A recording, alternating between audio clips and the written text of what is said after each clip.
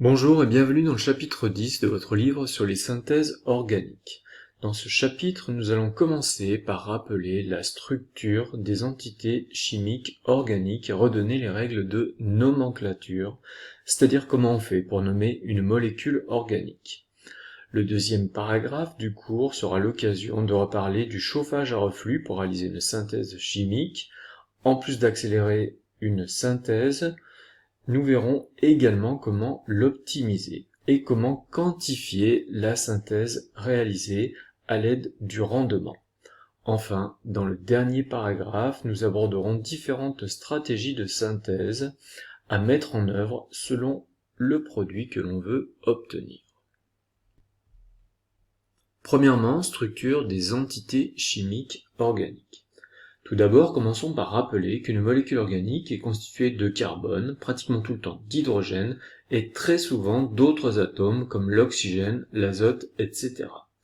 L'enchaînement des atomes de carbone les uns aux autres constitue le squelette ou la chaîne carbonée, et parfois la molécule possède un groupe fonctionnel. Nous avons vu différentes façons de représenter une molécule organique, par son schéma de Lewis, par sa formule semi-développée ou encore sa formule développée. Il existe une représentation plus simplifiée qui est la formule topologique. Dans la formule topologique, la chaîne carbonée est représentée en ligne brisée ou encore en zigzag. Un segment correspond à un doublet liant entre deux atomes de carbone. Aux extrémités, on a donc des atomes de carbone avec le nombre d'hydrogène qu'il lui faut pour satisfaire sa tétravalence. Donc par exemple, pour ce segment vert, un des atomes de carbone qui est à l'extrémité, par exemple celui-ci, donc il forme une seule liaison avec un autre atome de carbone, ça veut dire que pour satisfaire sa tétravalence, il doit porter 3 atomes d'hydrogène, donc ici c'est CH3. Alors que l'atome de carbone qui est à l'autre extrémité, il forme 3 liaisons avec 3 autres atomes de carbone, donc cela veut dire qu'il faut lui rajouter un atome d'hydrogène pour satisfaire sa tétravalence, ici c'est CH. Les liaisons qui se font avec d'autres atomes que le carbone sont représentées également, mais on indique la nature de ces atomes, et si ces atomes portent des atomes d'hydrogène, on les indique également. Donc par exemple ici on a un atome de carbone mais qui ne porte pas d'hydrogène parce qu'il est déjà entouré de 4 liaisons autour de lui, une liaison double et 2 liaisons simples, mais à l'extrémité de cette liaison simple, ce n'est pas un carbone, c'est le groupe OH, et ici c'est une liaison double avec un atome d'oxygène qu'il faut donc indiquer. On rappelle qu'il existe différents types de chaînes carbonées. Elle peut être linéaire, chaque atome est relié soit à un atome de carbone, donc c'est le cas de cet atome de carbone qui est ici, il est relié à un atome de carbone, ou au plus à 2 atomes de carbone. Par exemple, le carbone qui est ici, il est relié à 1 et un deuxième atome de carbone. La chaîne peut également être ramifiée, donc si c'est le cas, un atome de carbone est relié à plus de 2 atomes de carbone, c'est le cas du carbone qui est ici, il est relié à 1, 2, 3 atomes de carbone, donc dans ce cas on dit que la chaîne est ramifiée. Mais la chaîne peut également se refermer sur elle-même, dans ce cas on dit qu'elle est cyclique. Une chaîne qui est cyclique est dite insaturée, mais une chaîne peut être insaturée si elle comporte aussi des liaisons doubles ou des liaisons triples entre les atomes de carbone. Dans les autres cas, la chaîne est dite saturée. On rappelle également l'isomérie de constitution, c'est lorsque 2 molécules ont la même formule brute, mais elles ont des formules semi-développées, ou encore des enchaînements d'atomes qui sont différents. Donc par exemple ici, 2 molécules qui ont la même formule brute, C3H6O2, mais elles n'ont pas la même formule semi-développée ou encore n'ont pas la même formule topologique, parce que c'est pas le même enchaînement d'atomes. Là, ici, il s'agit de groupes fonctionnels qui sont différents. Ces deux molécules ont des propriétés physiques et des propriétés chimiques différentes.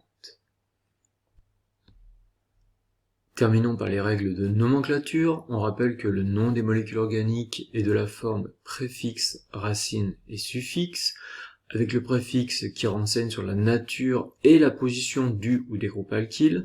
La racine du nom, elle renseigne sur le nombre d'atomes de carbone dans la chaîne principale, et le suffixe indique la famille fonctionnelle. Alors voyons quelques exemples et des familles ou fonctions qu'il faut connaître.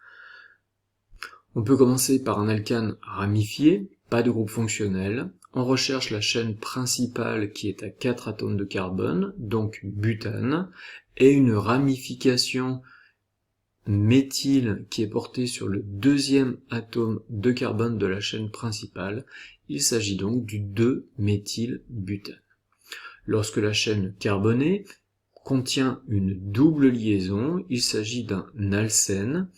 Ici, la double liaison est portée sur le deuxième atome de carbone d'une chaîne qui comporte 5 atomes de carbone, 1, 2, 3, 4 et 5 atomes de carbone.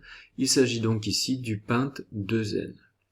La liaison double empêche une libre rotation autour de cette liaison, si bien que les deux groupes alkyles ici seront toujours du même côté par rapport à la liaison double. Ils sont ensemble. En allemand, ça se dit zusammen, d'où la lettre Z qui a été placée devant.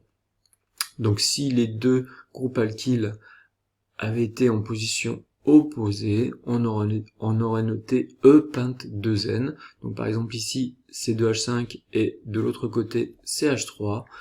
On aurait donc obtenu du E-pente-2N parce que en allemand, opposé se dit entgegen, donc d'où la lettre E qui aurait été à la place de la lettre Z.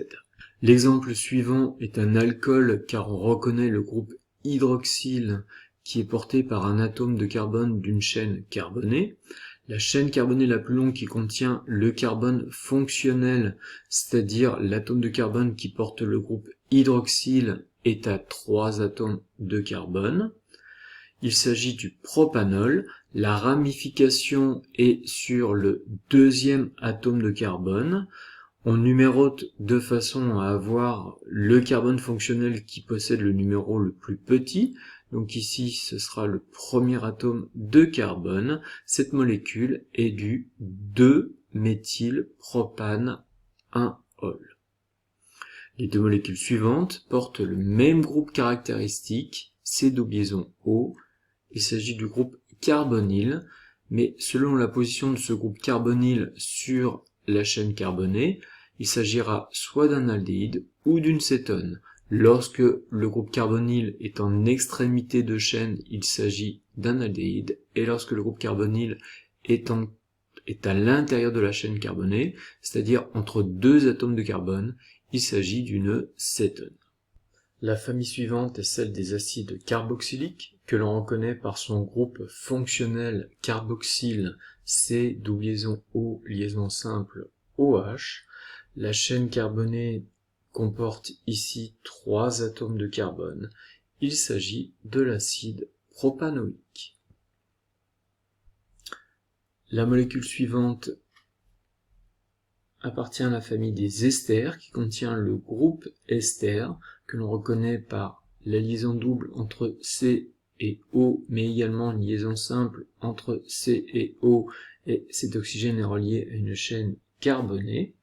On commence par nommer la chaîne qui contient le carbone fonctionnel, c'est-à-dire le carbone qui possède la double liaison avec O. Elle est ici à 3 atomes de carbone, il s'agit de propanoate.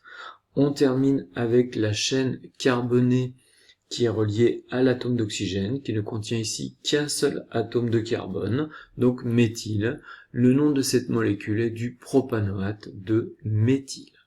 Les amines sont reconnaissables par la présence d'un atome d'azote qui est lié à au moins un atome de carbone. Par exemple, l'atome d'azote est lié ici à un atome de carbone. Sur le deuxième atome de carbone d'une chaîne qui possède 4 atomes de carbone, il s'agit du butane de amine. Les amides, elles, possèdent aussi un atome d'azote qui est relié à un atome de carbone, mais qui forme une liaison double avec un atome d'oxygène. Donc il s'agit du groupe C, double liaison O, liaison simple, NH2. On reconnaît ici la propanamide. Enfin, les halogénoalcanes sont reconnaissables par la présence d'un atome d'halogène noté X, mais qui peut être du chlore, Cl, du brome, Br, ou de l'iode, I. Ici, l'atome de chlore est sur le deuxième atome de carbone d'une chaîne à 4 carbones. Il s'agit donc du 2-chlorobutane.